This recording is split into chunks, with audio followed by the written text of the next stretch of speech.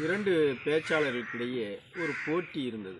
யார் பேச்சுக்கு அதிகம் கைத்தட்டல் கிடைக்கும் என்கிற மாதிரி ஒரு போட்டி அவர்களிலேயே எழுந்தது. அவர்கள் இருவரும் ஒரு அறையில் இருக்கையில் உட்கார்ந்து பேசி கொண்டிருந்தனர். அப்போது ஒரு பேச்சாளருக்கு ஃபோன் வந்தது. அந்த ஃபோனை எடுத்து காதில் வைத்துக்கொண்டு பேச நழுவி சென்று விட்டார். இன்னொரு பேச்சாளர் உட்கார்ந்திருந்தார். அந்த ஃபோன் பேச சென்ற பேச்சாளர் தான் பேச வேண்டிய குறிப்புகள் வைத்திருந்த சீட்டை அந்த டேபிள் மீதே வச்சிருந்தார்.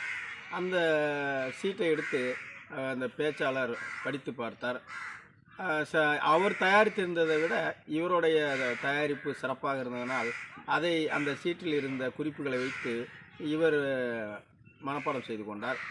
இப்பொழுது பேசுவதற்காக அந்த இன்னொருத்தர் குறிப்பை எடுத்து மனப்பாடம் செய்த பேச்சாளருக்கு வாய்ப்பு வந்தது.